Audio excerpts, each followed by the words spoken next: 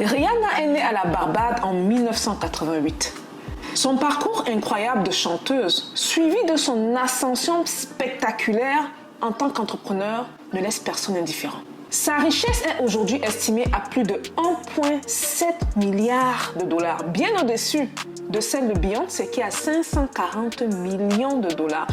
Si on doit même faire les calculs exacts, Rihanna vaut aujourd'hui 3 fois Beyoncé. Elle a su réussir où la plupart des autres artistes échouent, malgré leur influence. Elle est aujourd'hui la femme artiste la plus riche et l'une des jeunes les plus fortunées au monde parce qu'elle a su faire quelque chose que les autres n'ont pas fait. Elle s'est lancée en entrepreneuriat. Bonjour et bienvenue sur Parlons de Business. Alors ici, on parle de quoi? On parle de business, on parle d'opportunités d'affaires, on parle d'argent, et on parle de tout ce qui peut faire grossir ton compte bancaire, même de mindset. Si vous me découvrez dans cette vidéo, mon nom c'est Stéphanie Mbida. Je suis entrepreneur depuis l'âge de 9 ans, passionnée par le business et experte dans la multiplication de l'argent. Avant de commencer la vidéo, je viens ici remercier tous ceux qui suivent cette chaîne. Ça fait plusieurs mois, ça fait 2 à 3 ans on est là. Prenez le temps de vous abonner si vous aimez le contenu. C'est gratuit et ça vous permet de ne rien manquer quand ce genre de vidéo paraît sur la chaîne. On revient dans l'histoire de Rihanna parce que c'est une histoire inspirante, époustouflante. Rihanna est découverte par Evan Rogers quand il visite la Barbade. À l'époque, Rihanna n'a que 16 ans.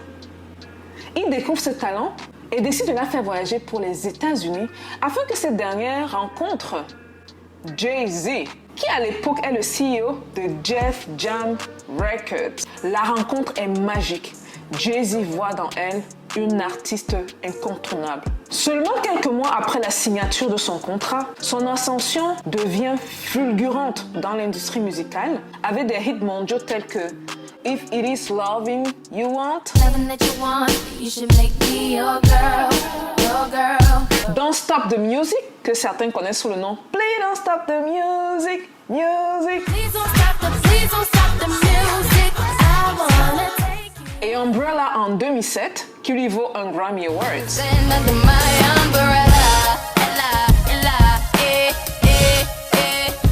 Elle sort son dernier album en 2016 pour ensuite se lancer dans une activité qui va changer sa vie à jamais. L'entrepreneuriat et le business. En 2017, Rihanna lance Fenty Beauty, révolutionnant ainsi l'industrie de la beauté avec une gamme inclusive avec 40 teintes de fond de teint. C'est du jamais vu. Avant que Rihanna ne se lance dans cette aventure, c'était un cauchemar pour les femmes de couleur de trouver des produits qui puissent leur permettre de rehausser leur teint ou de voiler certaines imperfections. Parce que malheureusement, l'industrie était trop concentrée sur les caucasiens et délaissait les personnes ou les femmes de couleur, les asiatiques, les noirs, les latinos et j'en passe. Rihanna voit donc dans ça une faille, mais une frustration que elle-même elle a connue, mais de par son authenticité, décide de lancer une marque qui va desservir les femmes oubliées.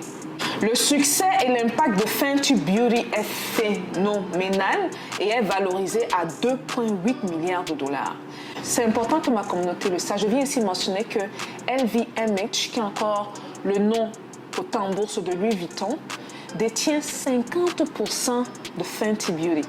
Parce qu'en effet, Rihanna se lance en partenariat avec Louis Vuitton. Et le 2,8 milliards, vous pouvez faire le calcul rapidement, vu qu'elle détient 50% de la compagnie de Fenty Beauty. Sa richesse pendant très longtemps était évaluée à 1,4 milliard de dollars. Mais ce n'est pas tout. Après sa marque très connue Fenty Beauty, elle crée une ligne de lingerie Savage X Fenty en 2018. On vous parle de seulement une année après. Elle a attaqué, et ça c'est pour les businesswomen et les businessmen, parce que cette vidéo c'est vraiment pour nous faire réaliser les opportunités qu'on n'a pas. Voici une entrepreneur qui a l'influence. Elle est à plus de 100 millions d'abonnés sur Instagram, qui leverage, qui utilise cette influence pour impacter positivement sa communauté. Grâce à elle aujourd'hui, des femmes de couleur comme moi pouvons acheter des fonds de teint pour rehausser nos pommettes, pour rehausser notre teint. grâce à elle. Parce qu'avant elle, ça n'existait pas. Donc une année après, toujours dans cette approche inclusive, elle lance Savage x Fenty. Et Savage x Fenty couvre un autre marché délaissé pour la plupart des sous-vêtements sexy. La cible était les femmes maigres de chez maigres, dont les go avec les formes là. Ce qui est le cas d'une bonne partie des Africaines, ne pouvaient même pas rêver d'avoir des vêtements, des sous-vêtements de la qualité de Savage Fenty sur elles. Parce qu'il n'y a personne qui n'offrait ça. Parce qu'il n'y a personne qui regardait ce marché-là. Parce qu'il n'y a personne qui ne servait ce marché-là. Elle a trouvé la faille et elle a saisi. Et en 2020, elle crée Fenty Skin. J'aimerais ici qu'on note 2 leçons très importantes, s'il vous plaît. L'inclusivité et la diversité. Les gens qui pourront tabler sur ces 2 aspects en prenant ce qui existe, je l'ai dit dans le passé, je le répète ici, pour vous faire de l'argent, vous ne devez pas recréer la roue. Pas besoin de le faire. On prend ce qui existe et on l'améliore. Ou on prend ce qui existe déjà et on l'offre à un segment de la population négligée. En tant que noir, vous savez à quel point le segment noir est super négligé. Donc, c'est une grosse opportunité de pouvoir penser à l'inclusivité dans ce qu'on offre présentement et d'adapter cette inclusivité à la clientèle cible. Ce qui amène automatiquement à la diversité. Ce qui amène aux milliards de Rihanna. Notons ici également que Rihanna n'est pas juste dans le domaine de la beauté des femmes. Non, non, non. Elle est également dans le domaine de l'immobilier. En effet, elle possède des propriétés à la Barbade, à New York, Manhattan, où je suis présentement. Je sais exactement où ces appartements sont. Je serai sa voisine d'ici peu. Oui, oui, oui. Espérons. Et également à Beverly Hills. Bien sûr, Beverly Hills. En plus de ça, elle est actrice. Beaucoup de gens ne réalisent pas. Elle a joué dans le film Ocean 8 que j'ai vu. Elle est très talentueuse. Franchement, je ne m'attendais pas à un acte aussi magnifique. Il y a également un film de guerre, j'ai oublié là. Franchement, le scénario du film était pratiquement horrible. Mais en tant qu'actrice, elle a fait un très bon rôle. Mais vous voyez même qu'en tant qu'actrice, elle n'allait même pas atteindre le milliard. Vous savez que j'improvise beaucoup sur cette chaîne-ci. Les gars, je n'ai pas fait la vidéo aussi pour que vous venez chanter Umbrella, non, non, non. Il faut tirer les leçons de ceux qui réussissent. Comprendre ce qu'ils font différemment. Saisir ça et appliquer dans vos vies. Voici ici une artiste avec plus de 100 millions de suivis. Je suis sûre que vous pouvez nommer une centaine d'autres artistes qui ont plus de suivi qu'elle, mais qui n'ont pas fait l'argent qu'elle fait. Et c'est drôle parce qu'il y a aussi un autre acteur que j'aime beaucoup, que je suis, Ryan Reynolds, canadien d'origine. Les gens pensent qu'il est américain, comme la plupart des Canadiens, on pense tous qu'ils sont américains. Il a créé une compagnie de téléphone Mint, et ça c'est une petite parenthèse, donc allez regarder ça. Et je pense que sa compagnie de téléphone est aujourd'hui évaluée à plus d'1 milliard de dollars. Il y a tellement de problèmes à résoudre qu'on ne peut pas être coincé à regarder les célébrités, à regarder les gens sur YouTube et dire que oh, c'est leur vie. Non, non, non, non. Vous choisissez si ça devient votre vie. Il faut prendre ces leçons-là et les appliquer à vous. Souvent, quand les gens me disent, mais je dois commencer quel business? Tu étais frustré par quoi? Aussi simple que ça peut partir d'une petite frustration. Ça peut partir d'une très mauvaise expérience. C'est pas toujours le côté négatif, ça peut également partir de quelque chose de positif. Le besoin de servir les autres, de voir d'autres dans les difficultés, de pouvoir aider les autres. Les gars, vous n'êtes pas prêts là où je vous amène là. Parce que je suis en train de lancer un business là. C'est le milliard seulement que je cherche. Je vous ai dit, je vais travailler les Américains et les Australiens. C'est le milliard, ce sera mon business. Au moins ça 80%. Si je dois laisser des parts, c'est maximum 20%. Mon business à moi.